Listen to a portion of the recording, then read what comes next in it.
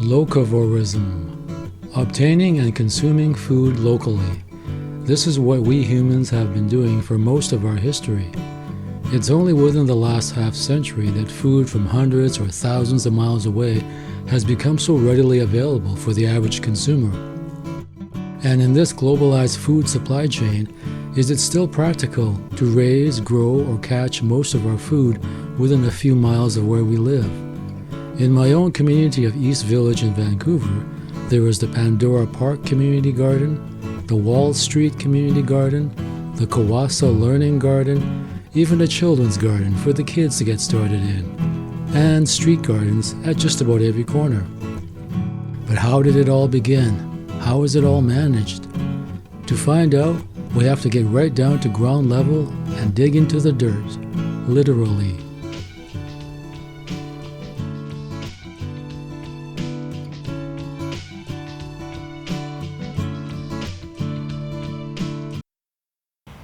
The garden started in around 2009, sort of mid-year.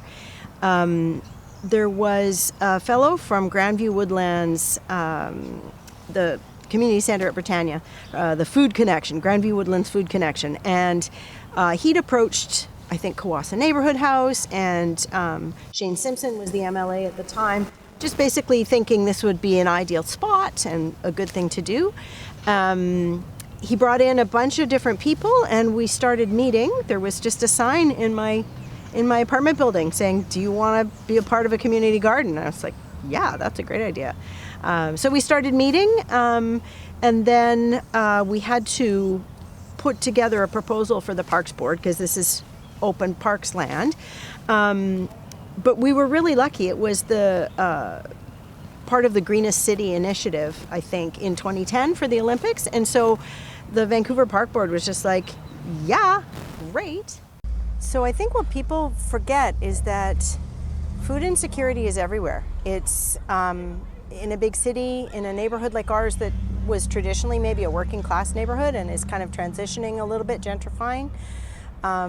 There are still families in this neighborhood and seniors, all sorts of folks who just don't have enough to eat. They have to choose between paying the rent, which in Vancouver is so high, and putting nutritious food on the table. So I think like the community garden really serves a purpose that way. I know we have lots of gardeners who grow food to eat. It's not just a hobby. They're actually doing it to supplement and put some nutrition on the table where it might be too expensive to do it otherwise. So I think it's a super important organization in the community because of that. I think we really help a lot of families in the neighborhood out.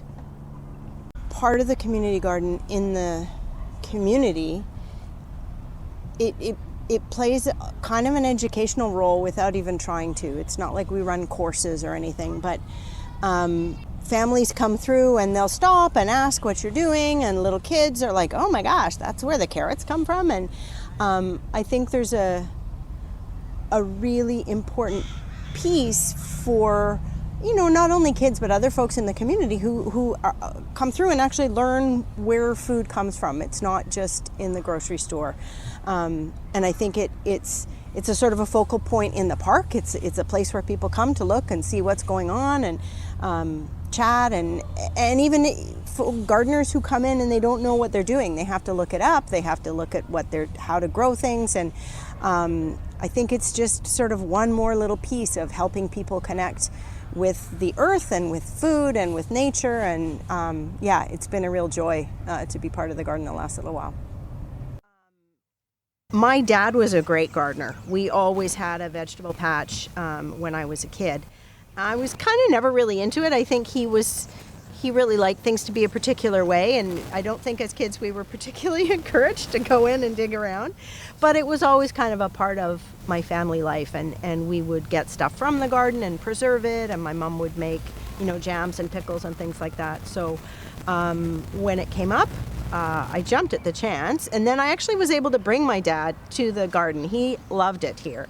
Even as an elderly person, you can walk around and just enjoy seeing how different people's styles show up in different ways in different plots. I think you can tell a lot about a person by their plot. Certainly for me personally, and as someone involved in kind of the workings of the garden, the real joy of it is the community, is the people. I mean, obviously it's fantastic to come home with my own garlic and my kale and my potatoes or whatever, but what I really love is walking down the street and seeing my friends from the garden and being able to say hi and, know who this person is and know, oh yeah, she grows really good fennel, or, that's a guy who's got his tomatoes under control. And in terms of challenge, I would say the same thing. The challenge is that it's a community and there's people with personalities. My son actually said, community garden people are very people-y, which I think really sums it up. Like, it's just, people garden in different ways and they have different ideas about how you should and shouldn't do things and how to interact with people. And that can be challenging, keeping everybody rowing in the same direction. So how often you come into the garden kind of depends what time of year it is. There's not a whole lot to do this year, this time of year. There's terrible things like this that need to come out. We have work parties scheduled over the year, so regular times that we come in and clean up the paths and, do whatever we can do. But it really depends. Things get very busy in the fall. There's a lot going on. But springtime is busy too. This time of year is pretty quiet. We have a long wait list. There's a lot of people who want to come into the community garden. And we work on turnover, and we do as much as we can to kind of make sure that folks are getting a chance to garden who really want to be here. So there's all sorts of things that happen in a community garden.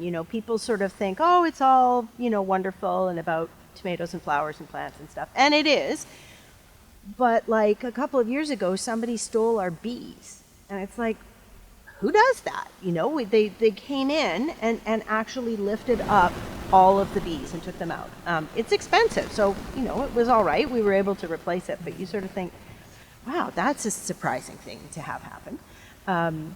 And then, there's also really lovely things. You may have seen our gate. So one of the greatest things to come out of the garden, I think, was we had a garden member who thought it would be really wonderful to gather tools from the community at large, not just gardeners, and to make them into a gate. So she got a grant, and we hired a soldering place, and this is what came out of it. It's super beautiful.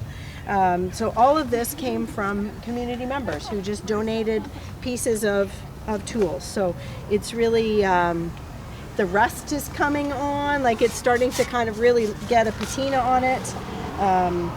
It's just super beautiful, and it makes me happy every time I come to the garden.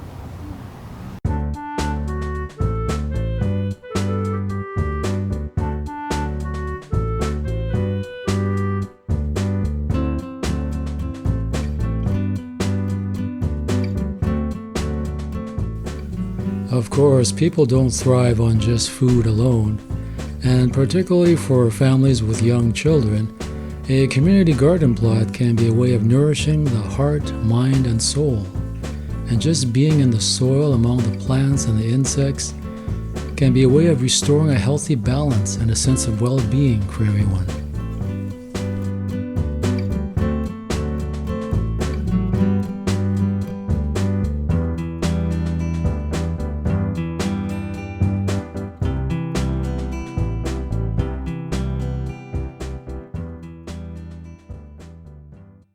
So we first applied for this garden about close to 5 years ago now, when we moved to the neighborhood. We were just on the other side of Hastings, and we were in a garden suite, so we had access to growing fruit or some vegetables, just kind of playing around, and some flowers.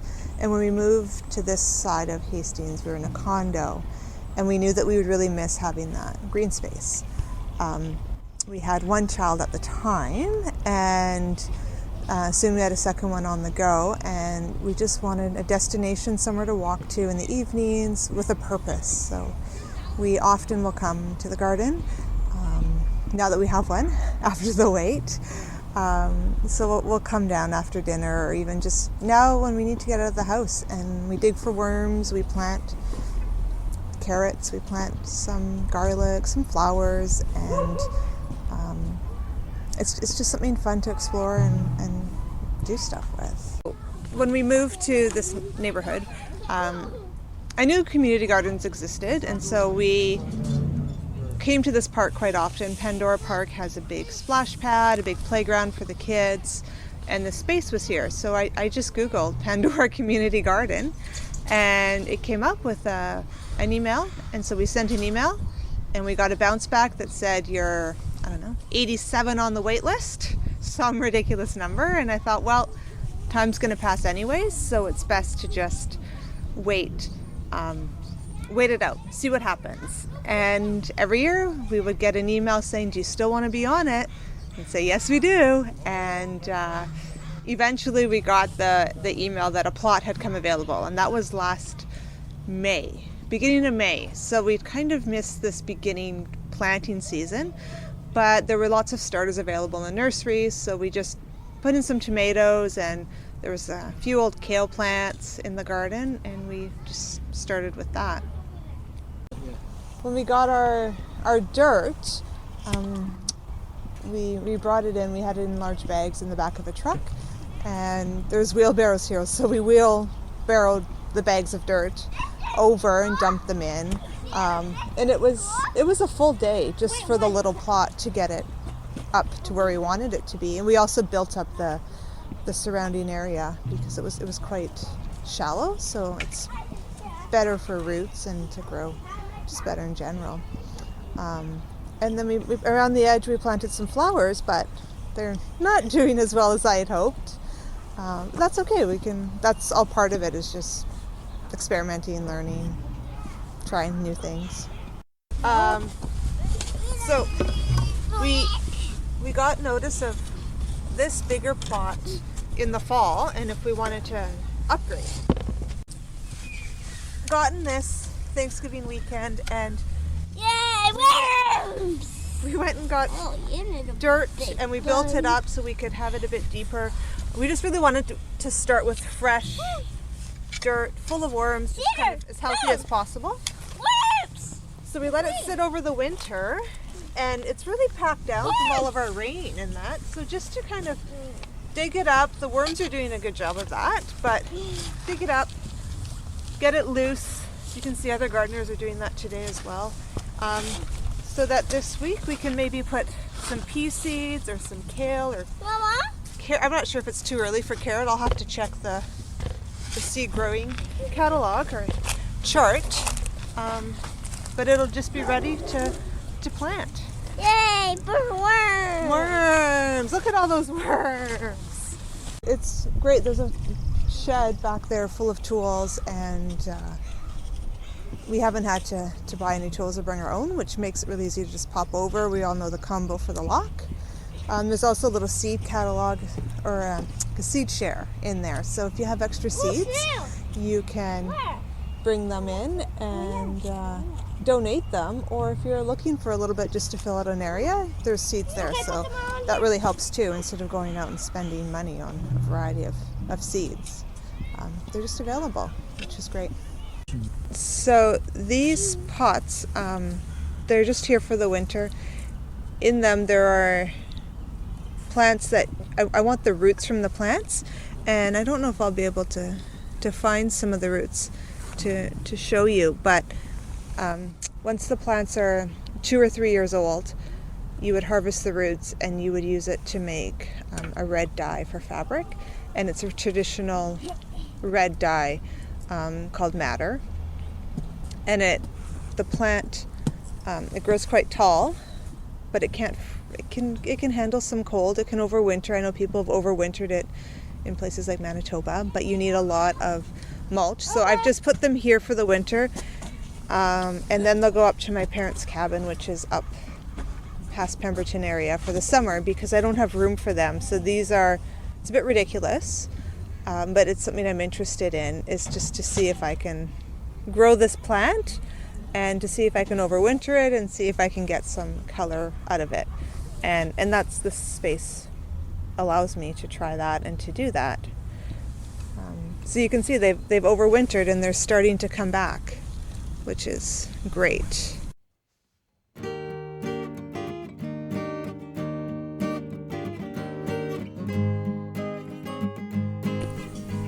It's been great visiting with Carol and Monique from the Pandora Park Community Garden and hearing about their experiences with the local food system. And next time we'll be looking at the bigger picture, the master plan, if you will, and seeing how the trend is shifting from individual garden plots to a more indigenous way of thinking, a more indigenous experience, which may guide the future of food initiatives in Vancouver for the next few years.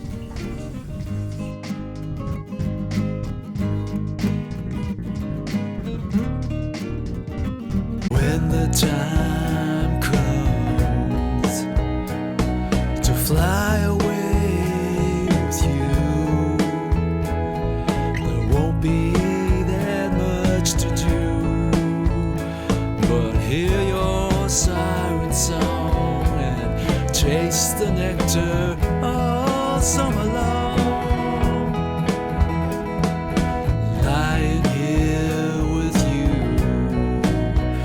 just reminds me of the hazy view, and there won't be that much to do but hear your siren song and taste that nectar all summer long, all summer